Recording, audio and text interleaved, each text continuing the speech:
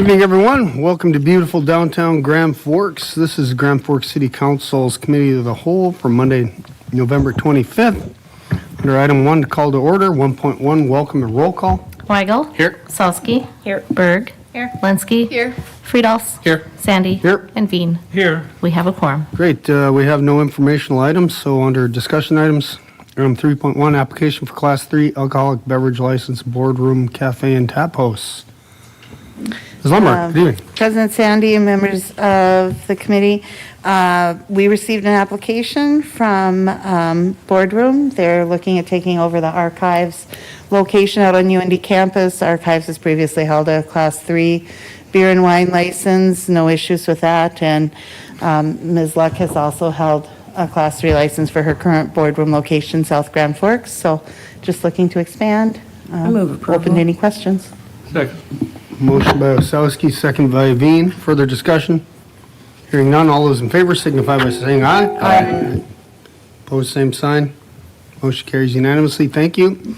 Item 3.2, 2025 Arts Regranting Program. Mr. Conlon?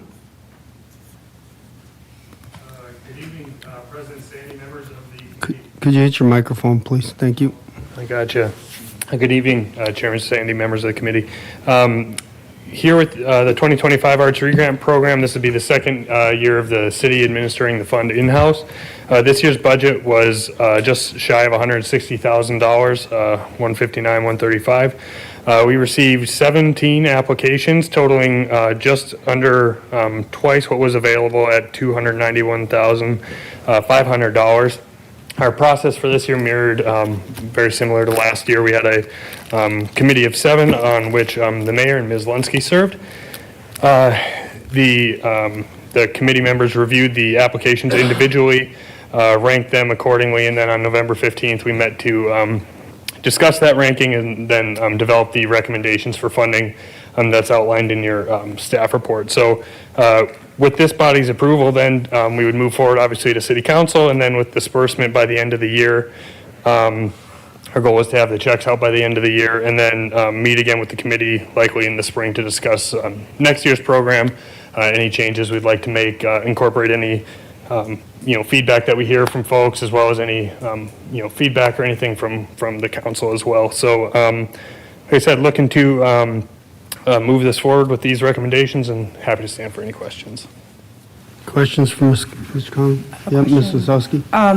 Was anybody denied?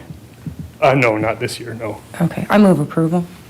Motion by Osowski, second by Linsky.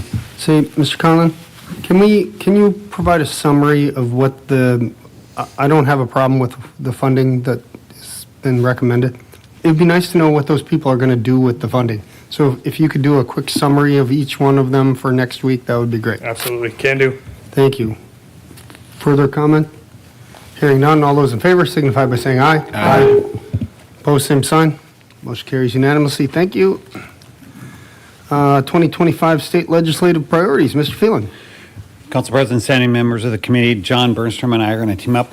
Every 2 years, we ask the City Council to bless these policy priorities so that we can move forward to testify either orally or through written testimony and so that's what we're going through this evening. Generally, they're the same priorities that we generally have moved forward with. I just want to, on page 1 of the 2025 legislative priorities, I just want to hit a few high points. Under infrastructure and transportation funding, that's also this category is also a team Grand Forks. So not only does the city have our broad policy priorities, we also team up with our team Grand Forks, which is the Chamber and UND, Economic Development Corporation et al. And so generally our priorities are the infrastructure components that are contained herein, and then also some of the quality of life that I'll touch on today. I just want to highlight on the Prairie Dog infrastructure funding. That's been a big deal. We received that about $12.5 million, $2.5 million, and then another 10 to get us to $12.5 million plus or minus. So we're asking for that program obviously to continue. The other two things that we're asking for is the state of North Dakota in this current biennium, they inflated all of their buckets. So if you look on page 5 and 6, you'll see kind of where we are currently. On page 5, the green means that they're filling up. We anticipate receiving this biennium. Probably sometime next year, we'll receive our full 12 and a half. So we're likely to get through all of those silos that are pictured in page 5. What we're asking for is over time with Prairie Dog funding, we've gone, despite our testimony, we've gone further back in the list, on the list, and our bucket has not been inflated like the state bucket. So what we're asking for is if they could find a way to move at least our first bucket, which is the $2.5 million bucket, in front of they call it the Strategic and Investments and Improvement Fund, which is affectionately known at the legislature as the SIF fund. So we're asking to see if we can move our $2.5 million bucket in front of that SIF bucket where it was before. We're also asking if we can also inflate our bucket, and that would mean we wouldn't just stay at our static 12.5 million as we move forward. So at least we'd be guaranteed our 2.5 how we were before. And we understand that the state wants to make sure their $400 million SIF bucket gets filled because that funds state government and all their priorities too. So we're trying to be balanced on that. The other thing we're doing under the North Dakota Infrastructure Revolving Loan Funding, we have several loans. These are 2% loans over up to 30 years. And it's for water-related projects. It could be for transportation. We're asking, they've reduced our bucket down, I think currently to 20 million. We used to be at $30 million of a credit line with the Bank of North Dakota. We're asking if they could move our credit line back up to $30 million from our current 20 million bucket. The reason why we're doing that is that we're currently working on the, and what happens with this bucket, it's really hard to be able to use water projects for this particular bucket because the state of North Dakota moves us to either the Clean Water SRF loan program, which is federal pass-through money, and that's for wastewater and stormwater projects, or they pass us through the drinking water SRF program, which are for potable water. So we rarely ever get to this loan fund anymore because they changed the qualifications because there's plenty of DWRSF or CWSRF money. So, but we had this underpass project coming up at Demers and 42nd, and right now we're pegged at $16.8 million for our local cost share. So we'd like to be able to use this fund to help cost share for that project and use this program. So that's why we're asking it to move forward. We think we have some transportation projects that are upcoming that this loan program would be helpful. So that's our ask under that to move that forward. And then you'll see on page 8, we put together, we've never asked to earmark North Dakota DOT projects, but just create really great programs that we can compete with in a competitive way. And so if you look on page 8, you'll see various programs and a map that kind of shows the various programs and the projects that we've competed in. And I just wanted to highlight 2 programs. One is the Flex Fund, and that's where we advocated during the last session, they called it the last mile. So what we argued is that oftentimes agribusiness projects come in on the outskirts of the city. Okay, think Epitome Energy. And there's transportation corridors that we need to pay for. However, we're in the county, in the township, and the city's asked to do a lot. And so if they could create a program, which is the last mile, and oftentimes we need it pluralized, we need last miles. And so they did create a bucket for that. We were successful in that. And that's where we did our engineering, our fantastic engineering department got that grant from Columbia Road to 34th Street to help start connecting to the interchange.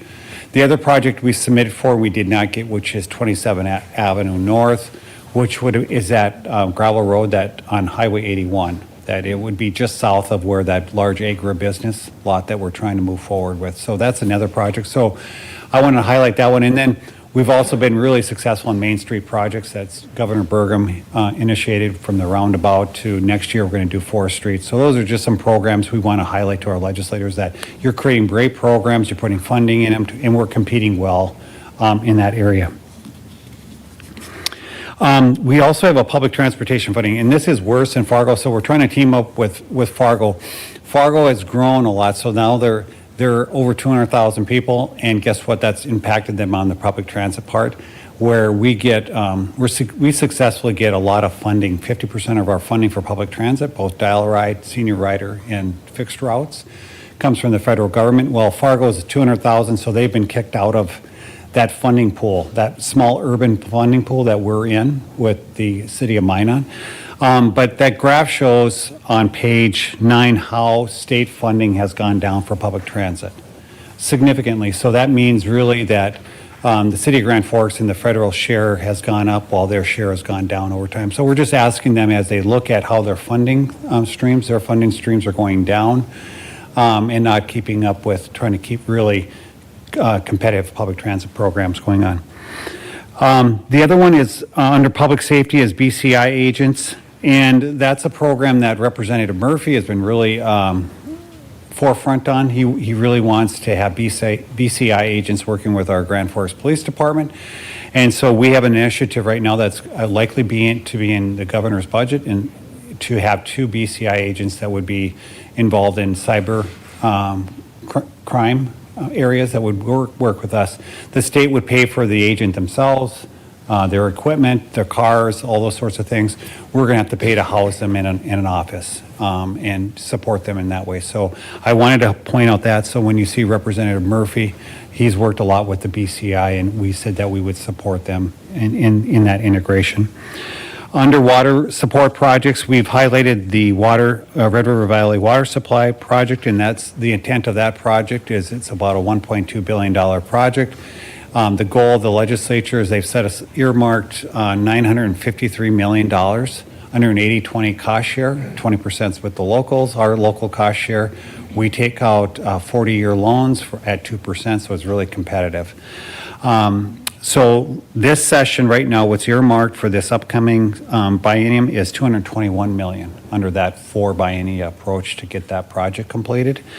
We're also working with Senator Hoeven, who is working on something called NDOS, and that's really using some of the federal works that are already out there to save money. And also, he's got a funding request of $454 million to build the water plant and the pump stations and those sorts of things. So that's project's really important, and it really looks like it's moving in the right direction.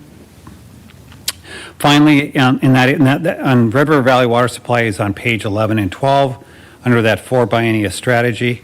And then under pages 14 through 16, we included all the water supply grant and infrastructure revolving loan funds. So primarily, we've been using state programs for water, wastewater, and stormwater to build out the Highway 81 area and the proposed Epitome Energy location. And we couldn't do these large projects in these areas for agribusiness, for example, without the state both loan programs and grant programs. So that's really to show what the state's doing to help us support that.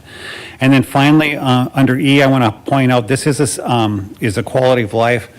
Under Team Grand Forks, other than the infrastructure areas, they've asked us to help support quality of life. Obviously, we're doing a lot of that with the Altura Sports Complex, the Children's Museum. The Children's Museum received an earmark for $5 million this current biennium.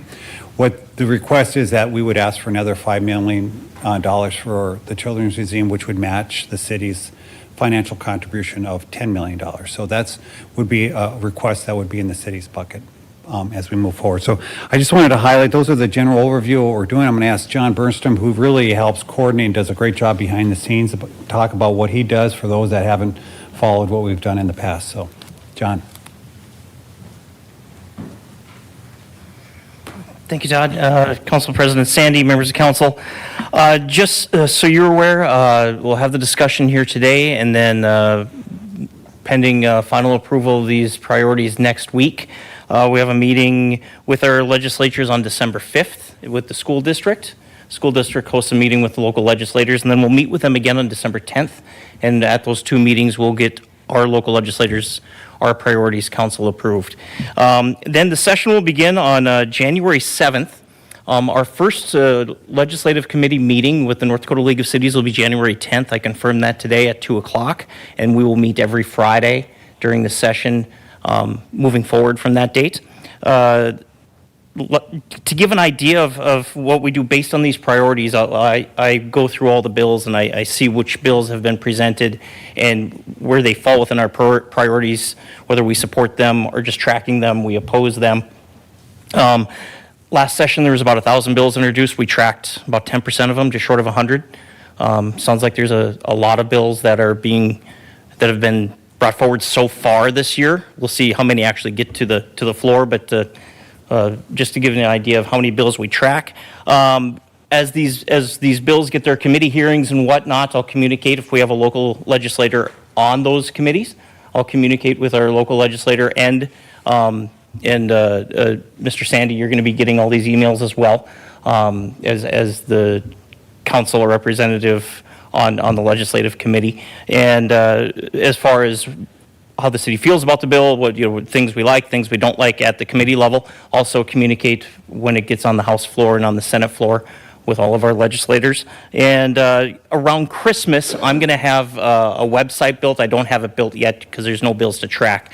But on the website, you'll see these priorities approved by this body. We will also have all the bills that we'll be tracking based on categories. So on the very first page of these priorities, you see the headings there. We'll break them down like that. So you'll be able to search all the bills we're tracking regarding, for example, infrastructure and transportation funding. If you'd like. So I'll break it down like that. The legislators have until January 27th to submit bills, so that month of January gets pretty busy as far as seeing what we're working with for the session.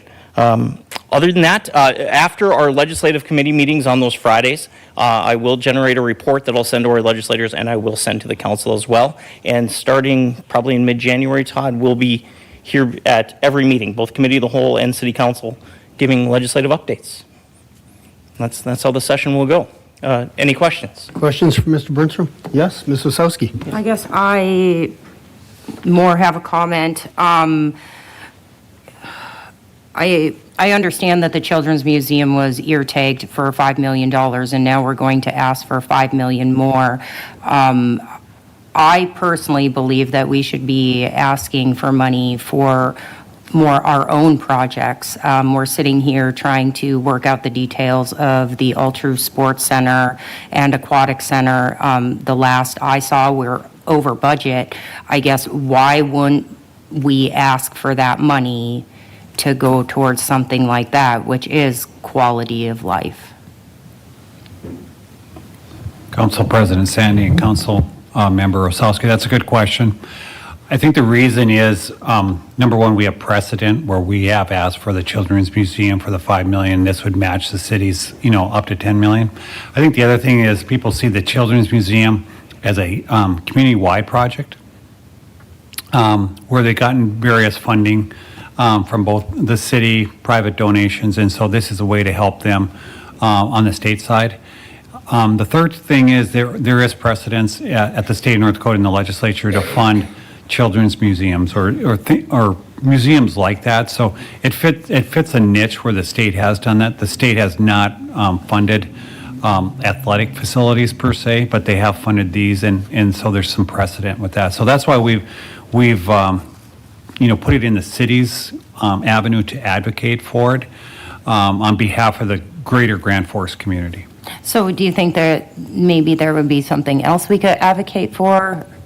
I don't think, that- I don't mean to interrupt you. I don't think this is a zero-sum game. We're not giving up something else. We're asking for everything we want to ask for, unless there's something else. No, I guess I just was wondering as I was thumbing through here, that was very specific when I felt like the other bullet points were kind of roundabout. So Sure. that was my only question, is maybe we could be advocating towards, something else, because I do feel that the Children's Museum has gotten, a cut. I mean, I would like to see the state of North Dakota pull through on that initial $5 million. I guess they haven't received that yet.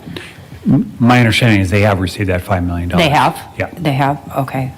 But, for example, Bismarck got $20 million for their children's museum. Minot, I think, got 15 or 14 and a half. So for the state to throw in another 5 to get to 10 isn't an unreasonable ask. Right. in my opinion. I guess I was just looking that Yeah, was if there- pretty specific, Yep, is yep. all I was asking I about. can't argue So- with that. I think if there are other things, and I think that that's part of what Mr. Burnstrom and Todd will be tracking the bills, and as time goes on, I think if there are things that we specifically want added, Okay. we could and should and likely will. That has happened in past sessions where we have these priorities. A bill comes up that we feel needs our attention but doesn't fit within Right. any of this. We come back to this body to, hey, we have this bill has popped up, whether positive or negative, I don't know. Do we have permission as a legislative committee to address this bill? We have done that in the past. Thank you. Thanks. Good conversation. Further comments, thoughts? Thank you, Mr. Burnstrom. Appreciate it. All right, thank you. Good discussion. Can- Oh, I'm sorry, Ken? Did Oh, I you- was just gonna say, we need to approve the list, right? For- Yeah, yes, I'll certainly. make that motion. Thank you. second. Is there a second? Perfect. Further discussion? Hearing none, all those in favor signify by saying aye. Aye. Opposed, same sign. Motion carries unanimously. Thank you. 3.4 is amendment to city code relating to the sale of unclaimed motor vehicles. This is getting us in line with century code. Move approval. Moved by Weigel. Is there a Second. second by Osowski? Thank you. Further comments? Hearing none, all those in favor signify by saying aye. Aye. Aye. Opposed, same sign. Motion carries unanimously. Thank you. 3.5, bids and task order amendment, projects 8820.1, 8820.2, corporate and central ramp improvements at 55 South Fifth Street and 415 First Avenue North. Good evening. Mr. Brooks. Thank you, Chairman Sandy, members of the committee. This is good news. We don't always have good bids that come in, and this one we had estimated, engineers' estimates were over 2 million, and this came in at just over 1.5 million. And so we're asking to proceed with these two, the bids for the two ramps, plus the necessary changes as laid out in the staff report. Thank you. I move approval. Moved by Osowski, second by Berg. Further comments? When are we going to go out for bid on the elevator? That'll be the next process, and we'll be back in touch. Great. No further comments. All those in favor signify by saying aye. Aye. Opposed, same sign. Motion carries unanimously. Thank you, Mr. Brooks. 3.6 award, bid award for project 8554 left turn lane modification, South Washington and 28th Street. Mr. Grasser. Thank you, Council President Sandy, members of the committee. This is turning them off. This is a left turn extension on Washington. People 28th. are clamoring to get to L&M meets. Well, there's a lot of cars stacked up to get there, so we're running, I guess the existing turn lane isn't long enough. So this project is extending the turn lane and doing some minor modifications. This is a very good program from the city of Grand Forks side. We have 5% cost share on the safety improvements, which is the majority of the project, and 10% on some of the maintenance. So, it's very cost effective on our part. The DOT opened bids on November 15th. We had 3 bidders. The low bid was OP Construction at $209,965, and we recommend award. Questions? I move approval. Moved by Osowski, second by Berg. Further questions or comments? Hearing none, all those in favor signify by saying aye. Aye. Opposed, same sign. Motion carries unanimously. Thank you, Mr. Grasser. 3.7, task order amendment, project 8217, sanitary lift station 48 and force main. Good Good evening. evening. Thank you. So this is a task order amendment for lift station 48 and the force main. So we went over on the initial timeline. The project was supposed to be done the end of June 2023. It didn't finish until October 24th, 2024. There was some weather delays initially, but a lot of it was put back to the general and electrical contractor, who were collecting liquidated damages from in an amount of $164,000. So the additional dollars will be paid for out of wastewater funds and should finish out the project with WFW. Comments moved by Osowski, second by Weigel. Further comments? Quick question. How do you pronounce your last name these days? Neuschwander. Neuschwander. Thank you, Ms. Neuschwander. Hearing no other comments, all those in favor signify by saying aye. Aye. Opposed, same sign. Motion carries unanimously. Thank you. Item 3.8, bid award, city project 8809.2, upgrade lift stations 24 and 27. Ms. Neuschwander. Thank you. So this project is our rehab project for this last year's two lift stations, 24 and 27. We initially bid these in May, and we received a bid that was quite a bit over estimate. So we just rebid this on November 21st, and we had two bids this time, with a low bid coming from Tom's Backhoe Service. We haven't worked with Tom, but Ben Williams has reached out to them and has had good conversations. If you have any specific questions, it's 9% over estimate, but we're still awarding the bid. Questions? Moved by Osowski, second by Friedolfs. Further comments? Hearing none. All those in favor signify by saying aye. Aye. Opposed, same sign. Motion carries unanimously. Thank you. Where are we? Design, bidding, and construction administration engineering services agreement for City Project 8928, upgrade lift stations 21 and 33. Thank you. So this is just like the last one, but this is for our 2025 rehabs. We're going to get started on this one a little earlier so we can bid it earlier than May like last time and hopefully get it done in 2025. Great. Questions for Ms. Neuschwanger? I move approval. Moved by Osowski. This is our second by Friedolfs. Thank you. Further comment? Hearing none. All those in favor signify by saying aye. Aye. Opposed, same sign. Motion carries unanimously. Thank you. Have a good evening. Item 310, Section 5310 federal funding application, and 311 is Section 5339 federal funding application. Mr. Bergman. Good evening, President Sandy, members of the committee. Again, we're back this year again for our normal go-around for our funds. The first one is the 5310 funds, which covers our mobility manager wages and benefits, and then also the 4 replacement vans that we would be having replaced in 2026. But the funds are designed for 2026, so it has nothing to do with the 25 budget at all. So we're looking for approval to go after federal funds of $371,661. Great. I move approval. Moved on 310 by Osowski, second by Berg. Further comment? Hearing none. All those in favor signify by saying aye. Aye. Opposed, same sign. Motion carries unanimously. Thank you. Mr. Bergman. President Sandy and members of the committee, again, this is our 5339 funding. This is going to be used for additional funding for the large buses that we had applied for last year. The price raised up $12,000 before we even got our purchase order out there. So we put together the funding that we would have to ask, dealing with our state and how they transfer funds. They did say that this would be a 99.9% guarantee for these additional funds because they can't cut us off on our buses that we have already. So we're looking for those funds plus other replacement items that we need to have and some shop equipment to help maintain our vehicles. And so we're looking for approval to go after $249,960 in federal funding. Great. Moved by Veen, second by Osowski. Further comment? Hearing none. All those in favor signify by saying aye. Aye. Opposed, same sign. Motion carries unanimously. Item 4, council discussion matters. Ms. Osowski? Yeah, I just have to say that I really appreciate the Christmas tree in Town Square. It's beautiful. Is this the first year we put it there? We put one there?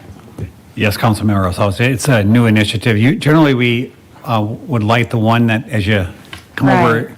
So it was the intent of try to add some value down to Town Square, so. I love it. It's beautiful. I mean, I wish that the other one would be lit up also because it reminds me of when I was a child, you know, going over the bridge. But it's beautiful. I also really enjoy the one that's in Veterans Park. That one's really pretty.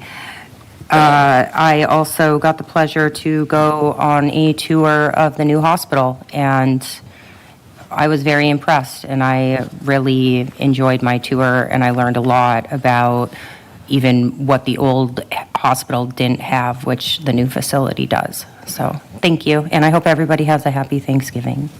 Great. Ms. Berg? No, thank you. Ms. Linsky? Mr. Friedels? I'll second the tree lighting. It was awesome. With the last night, there was so many people in town, and I mean, it was 6, 7 people deep. The whole parade route. It was pretty awesome. Little kids were all hopped up on candy till about 9 o'clock. So it was pretty entertaining. They were all crying, but it's a great addition to Town Square. So. That's awesome. Yep. Mr. Veen? Mr. Wagle? No, thank you. Thank you, everybody. Have a very happy Thanksgiving. Osowski moves adjournment, second by Berg. All those in favor signify by saying aye. Aye. Opposed, Opposed, same sign. We're adjourned. Thanks, everybody.